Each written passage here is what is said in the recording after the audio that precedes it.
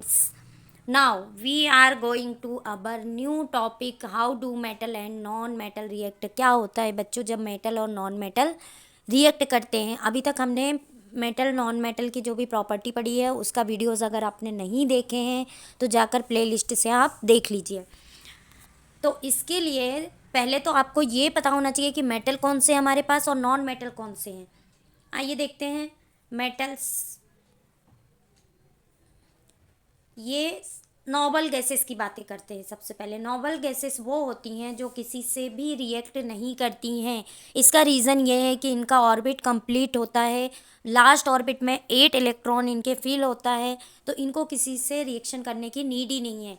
क्योंकि हमारा फॉर्मूले के अकॉर्डिंग, हमारा जो रूल्स है एटम्स का, उसके अकॉर्डिंग अगर ऑर्बिट कंप्लीट है तो वो एलिमेंट किसी से भी रिएक्ट नहीं करेगा। तो सबसे पहले बात आता है हमारा हीलियम। हीलियम में कितना के सेल में 2 फिल है।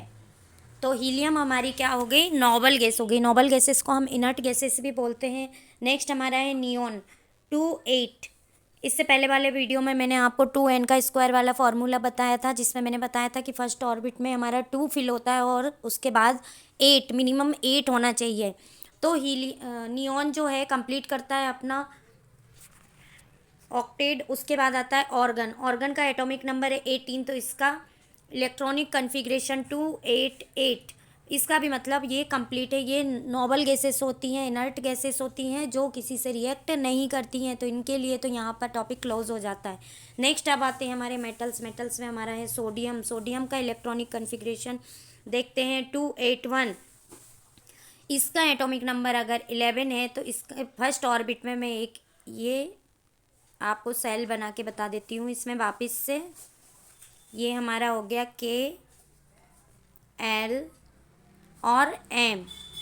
अब इसमें कलर चेंज कर लेते हैं हम। हाँ, तो इसमें फर्स्ट जो हमारा 2 रहेगा, फिर 8 रहेगा, इसके बाद जो आएगा इसमें रिमेनिंग कितना बचेगा, 1 बचेगा। इस बच्चों इसके लिए आपको मेटल्स नॉन मेटल पूरी तरह से आने चाहिए कि मेटल्स कौन से हैं और नॉन मेटल्स कौन से हैं।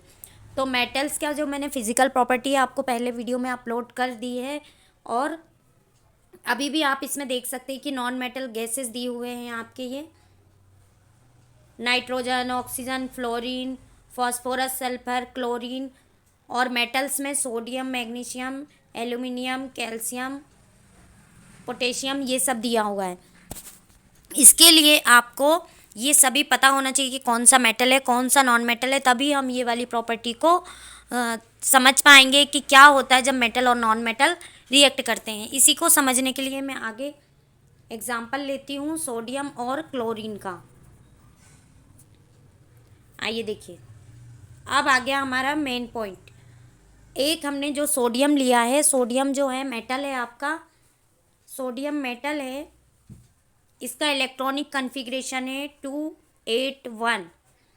तो सोडियम क्या करेगा कि एक अपना 1 इलेक्ट्रॉन किसी को भी डोनेट कर देगा, दे देगा। क्योंकि अगर वो 7 किसी से रिसीव करता है तो उसको ज़्यादा एनर्जी लगेगी, तो ये अपना एक इलेक्ट्रॉन लॉस करेगा। और जो लॉस करता है, ऐसे आप ट्रिक से याद करिए कि देने वाले पे हमेशा पॉजिटिव। तो सोडियम पे कौन सा आयन लगेगा, ये प्लस आयन लगेगा। अब देखिए, इसके बाद जो प्लस आयन लगाया मैंने सोडियम में, तो क्या बन गया, ये सोडियम कैटायन, ये लिखा हुआ है सोडियम कैटायन बन जाता है। और ये किसको दे देगा, क्लोरीन। क्लोरीन क्या है, नॉन मेटल। ये सोडियम हो गया हमारा मेटल और क्लोरीन हो गया हमारा non metal. Non metal.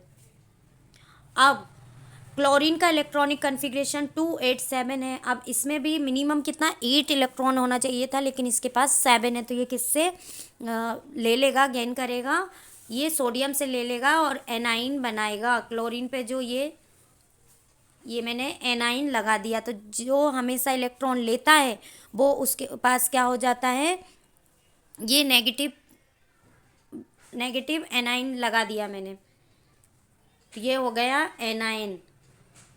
Hindi में आप इसको समझ सकते हैं कि देने वाला धनायन और लेने वाला ऋण आयन। इस तरह से आप समझ सकते हैं। अब देखिए नीचे ये प्रोसेस दिया हुआ है, ये सोडियम ने एक इलेक्ट्रॉन दे दिया क्लोरीन को और दोनों के ऑर्बिट हो गए कंप्लीट। तो ये क्या बन गया हमारा NaCl। इस तरह से NaCl बनता है मेटल और नॉन मेटल के रिएक्शन से। तो ये थी हमारी प्रॉपर्टी कि मेटल और नॉन मेटल जब रिएक्ट करते हैं तो क्या होता है। तो इस तरह से ये हमारी प्रॉपर्टी होती है कंप्लीट।